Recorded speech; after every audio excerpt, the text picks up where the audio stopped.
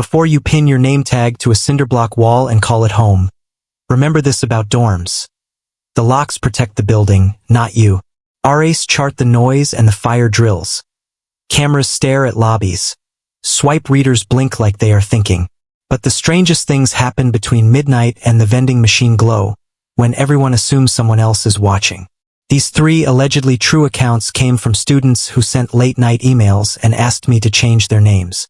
The stories are not about haunted hallways. They are about the moment you realize your small room is not a room at all, but a public space that only pretends to be private. The first came from someone I will call Maya, a first year in West Hall, room 214B, a double that had been a single since her roommate withdrew in October. West Hall is one of those brick rectangles with gray carpet, exit signs that buzz, and bathroom lights that hum like they are thinking too hard. She kept her bed lofted, a desk under it, a bowl for keys by the microwave, and a habit of twisting the bathroom lock twice before sleep. Finals week is loud in the day and then the volume drops like the whole building takes a breath and forgets to let it out. On a Tuesday, Maya microwaved ramen at 12:57, texted her brother at 1:14, and put on a playlist she uses to trick herself into studying. She laughed at a meme, noticed the door whiteboard still said good luck, and turned off the overhead to leave just the desk lamp and the strip of light under the bathroom door. At 2:04 she heard the elevator ding down the hall, then the rattly cart the custodians use sometimes, except it was too late for that. She paused her track and listened. The vending machine sighed and clicked. A door closed, not hers. Sometimes the hall sounds like a shell at your ear, all pressure and no shape. She went back to flashcards and the word endocrine swam across a page she would remember and not understand. At 2:18 the bathroom light clicked off by itself. It does that sometimes, she told me, motion sensors and cheap parts, but the fan was still going and the air under the door smelled like someone had just opened an orange soda. Then came the softest sound, plastic on tile, like a toothbrush dropped, and the handle on the shared bathroom door ticked once, like someone testing the lock with a fingernail. She called out Kayla, even though she knew Kayla went home for the week. No answer, only the fan swallowing its own noise. Maya stood, slid her desk chair quietly against the bathroom door, and texted the group chat across the hall, "You awake or am I inventing noises?" 2 dots, then 3 dots, then nothing. After a minute, Jess replied, "Want me to knock?" Maya typed please and held her breath and listened as a set of slippered footsteps crossed the hall. Then a gentle knock sounded on her front door. In the same second, something on the other side of the bathroom door exhaled. Not breath, Maya said, more like cloth moving against a sink. She slid the chain on the hall door and opened it a crack for Jess. Jess stepped in, index finger at her lips, hair up in a sleep bun, phone flashlight off. They both stared at the strip of bathroom light, then at the chair braced under the knob. Jess mouthed, "Want me to get RA?" and Maya shook her head because the hot plate was in plain view and a little bottle of something it should not have been next to the keys. They listened again. The fan stopped, the light still on. A small scratch, like a coin against paint, came from the lock. Jess took the chair away gently and set her palm flat on the door and felt nothing, and that was somehow worse. She pointed to Maya's desk. Maya pulled a roll of clear tape from a drawer and they stretched a strip across the bathroom door at knee height, sticky side out, then slid the chair back and killed the desk lamp. The room went to blue, only window glow and the humming brick. For 8 minutes, they did nothing but listen and breathe through noses and count cracks in the ceiling. Then the tape made a tiny sound, a hair pulled free, and 2 inches of it peeled from the door and stuck to something moving low in the dark. Jess gripped Maya's wrist so hard the bones pressed together. The chair shifted half an inch and stopped. Then whatever was on the other side let the tape go and the fan clicked on like cover noise. Jess mouthed elevator and Maya nodded. Jess texted a friend on the 4th floor who works the desk sometimes and asked her to loop campus police without coming to the door, because Jess did not want a write-up attached to her ID during finals.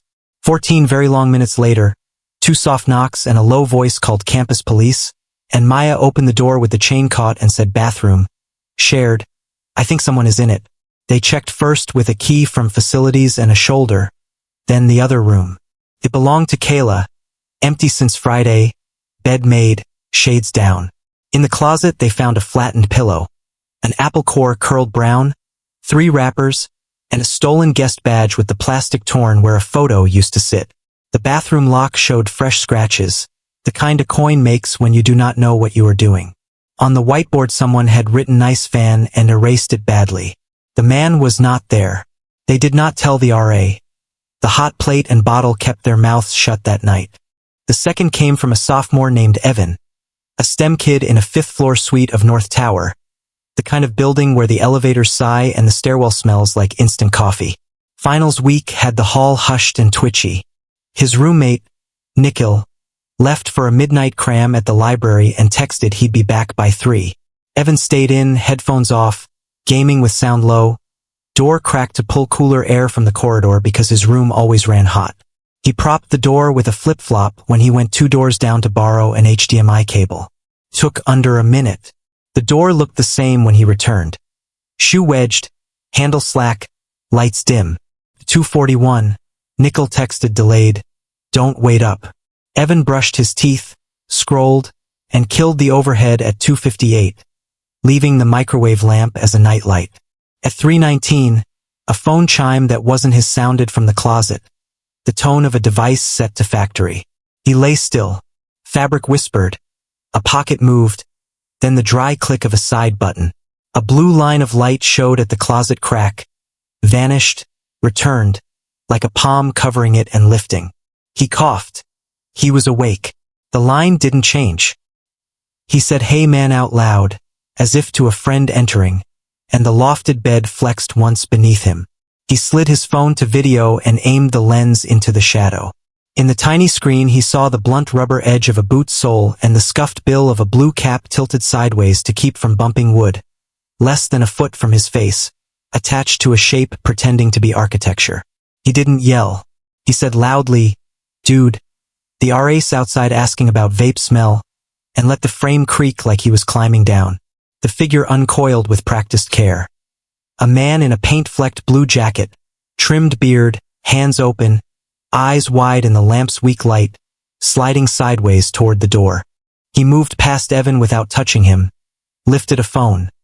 Factory tone, cracked screen, to his ear, said "sorry, wrong room" and ghosted into the corridor. Evan closed the door, locked both locks, and stood with his thumb on 9. He did not call the RA. There were cans in the mini fridge, a glass pipe in the desk drawer, and a signed warning already on record. Instead, he texted the night desk worker he knew from class and asked her to loop campus police quietly. Officers checked the floor.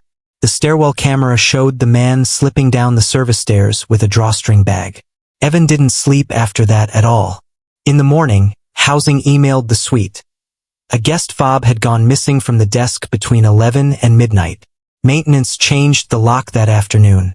Under the bed, behind dust and one of Evan's socks, they found a folded paper towel that smelled faintly like orange cleaner and a guest wristband from a party the weekend before.